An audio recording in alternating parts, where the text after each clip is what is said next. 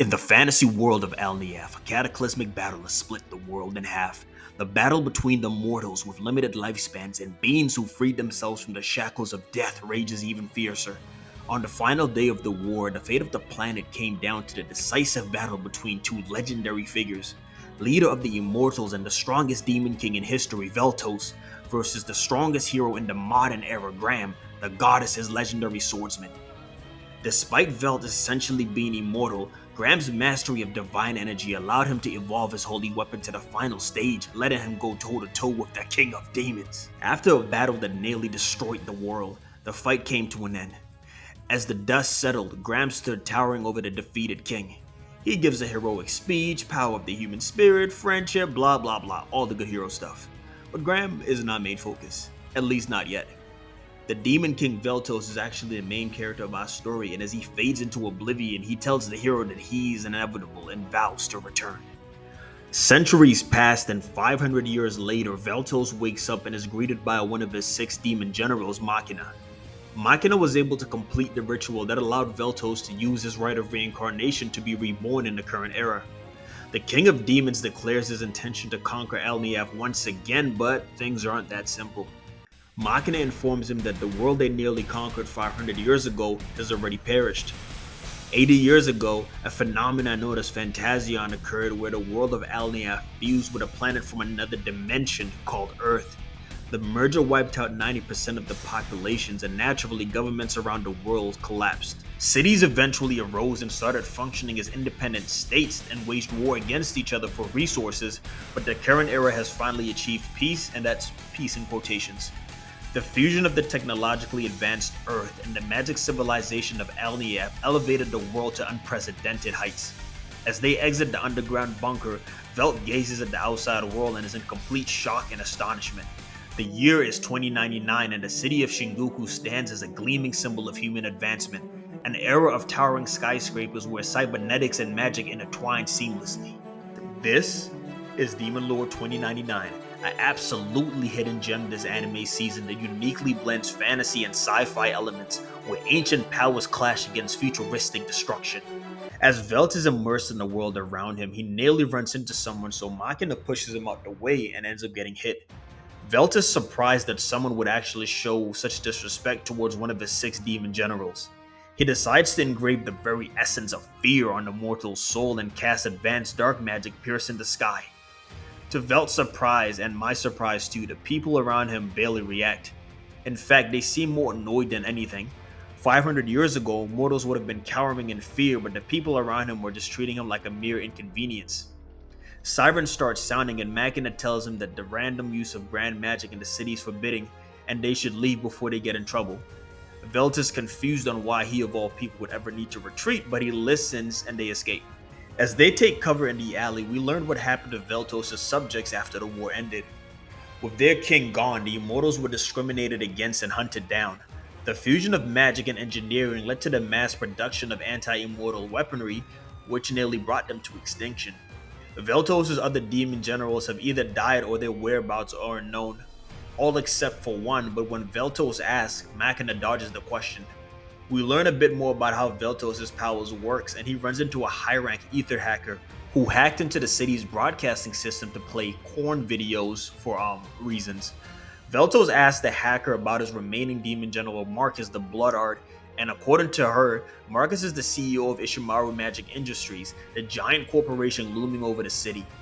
Veltos heads towards the tower, and surprisingly, Marcus' secretary Kunohara was already expecting his arrival, and they head towards the top of the tower to meet his general.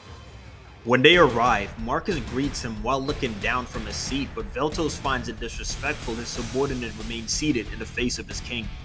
Marcus, seated confidently, greets him with a dismissive air, completely ignoring Veltos' statement.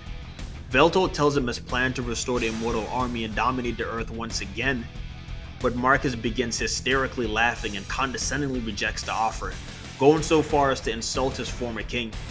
Veltos refuses to be disrespected any further, but before he can attack, Kinohara draws her blade and injures him. Marcus is disgusted with how weak the Demon King is gotten and tells him he's not fit to rule this world. He is willing to reconsider if his former king prostrates himself on the ground and begs. One of the reasons Veltos was so powerful in the past was due to the fear he invoked in enemies and faith he inspired in allies. And that's just not a metaphor.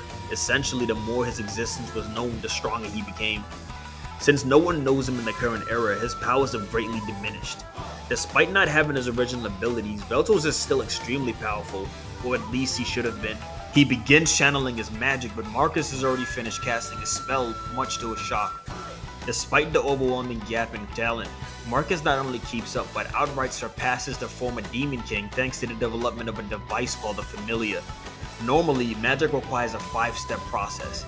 It starts with initiation, then construction, expansion, incantation, and finally proclamation. The Familia allows the user to skip 3 steps, essentially letting users cast magic instantly. This means everyone in society can use high levels of magic without much training or effort. Marcus wasn't careless though. He made sure that Familias were incompatible with higher level entities like the Demon King. Despite Veltos' insanely high magic processing speed, he can no longer keep up with Marcus. It's like a really smart person going against a computer. Without a Familia implanted, Veltos will always be a step behind.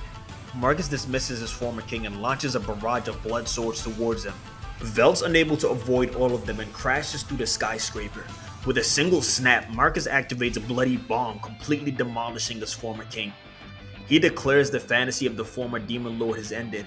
A new era has begun and it belongs to him. Velt crashes through an alley, having barely survived Marcus's bloodbending. His body's natural regeneration is extremely slow. He accidentally bumps into a Yakuza member and they proceed to kick his ass. The former Demon King has hit rock bottom. Machina finds Veltos and apologizes for not telling him about Marcus's betrayal. She wanted to avoid a confrontation between them, but Veltos tells her that it's fine since either way he would have eventually confronted Marcus. Machina gets Velt on the train and they eventually arrive at her apartment complex. He mistakenly thinks that Machina owns the whole building, but she silently walks towards a small apartment. Velt asks her if this is her storage room and Machina timidly tells him that this is her home. Velt thinks Machina is joking, but she's dead serious. Her salary is extremely low and she's barely surviving. Velt slowly approaches Machina and gently tilts her head towards his chest. The true depth of your loyalty has been burned into my eyes. You've truly served me well. Hearing those words of praise after 500 years brought tears to Machina's eyes. In an era where technology surpasses divinity, the battle to reclaim the throne begins. The crazy part is all of this was just in one episode and I've still left out details. The show gets so much better. The anime does an incredible job of establishing the setting and building the world. I highly recommend checking out Demon Lord 2099. It's got an interesting and likable MC, the fights are dope, the power system is creative and fun, and most of all, the setting is just visually pleasing. This season is insanely stacked, but coming across this was a pleasant surprise. I wasn't expecting it to be this good and now I'm locked in. If you have time, consider giving it a watch. If you enjoyed the video, a like and subscribe would be greatly appreciated. I cover tons of anime from the most popular to the most obscure, from seinen to comedies, from shonen to mysteries. Whatever your flavor is, I got you covered. Or we'll get you covered in the future, probably. With that being said, see you guys next week. Peace.